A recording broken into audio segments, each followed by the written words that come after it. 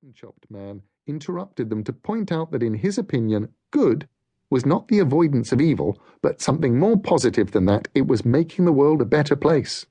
Then he chuckled to show that he was only joking and that he knew that the conversation was really only about what to drink.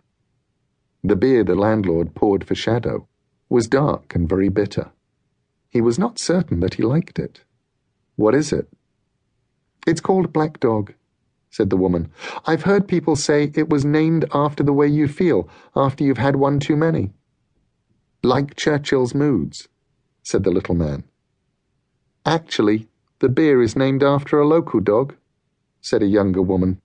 She was wearing an olive-green sweater and standing against the wall. "But not a real one. Semi-imaginary." Shadow looked down at Needles, then hesitated. "Is it safe to scratch his head?" he asked, remembering the fate of the fox. "Course it is," said the white-haired woman. "He loves it, don't you?" "Well, he practically had that tosser from Glossop's finger off," said the landlord. There was admiration mixed with warning in his voice.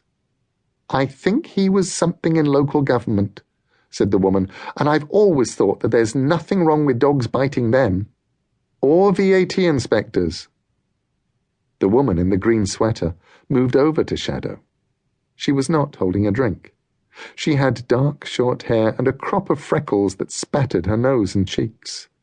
She looked at Shadow. "You aren't in local government, are you?" Shadow shook his head. He said, "I'm kind of a tourist." It was not actually untrue. He was travelling anyway.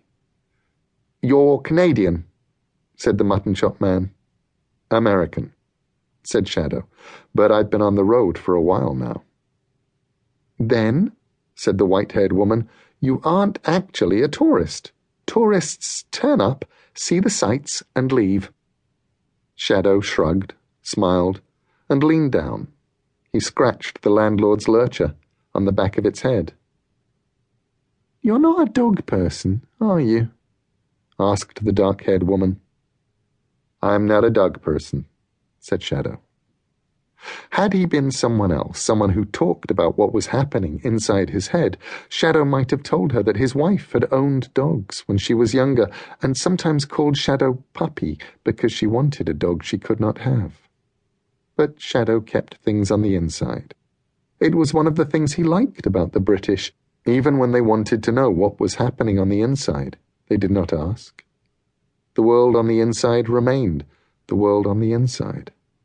His wife had been dead for 3 years now. "If you ask me," said the man with the mutton chops, "people are either dog people or cat people. So would you then consider yourself a cat person?" Shadow reflected. "I don't know. We never had pets when I was a kid. We were always on the move, but—" "I mention this," the man continued, "because our host also has a cat, which you might wish to see." "Used to be out here, but we moved it to the back room," said the landlord from behind the bar. Shadow wondered how the man could follow the conversation so easily while also taking people's meal orders and serving their drinks. "Did the cat upset the dogs?" he asked. Outside the rain redoubled. The wind moaned and whistled, and then howled. The log fire burning in the little fireplace coughed and spat. "Not in the way you're thinking," said the landlord. "We found it when we knocked through into the room next door, when we needed to extend the bar." The man grinned. "Come and look." Shadow followed the man into the room next door. The mutton-chop man and the white-haired woman came with them, walking a little behind Shadow. Shadow glanced back into the bar. The dark-haired woman was watching him, and she smiled warmly when he caught her eye. The room next door was better lit, larger, and it felt a little less like somebody's front room. People were sitting at tables, eating. The food looked good and smelled better. The landlord led Shadow to the back of the room, to a dusty glass case. "There she is," said the landlord proudly. The cat was brown, and it looked, at first glance, as if it had been constructed out of tendons and agony. The holes that were its eyes were filled with anger and with pain. The mouth was wide open, as if the creature had been yowling when she was turned to leather.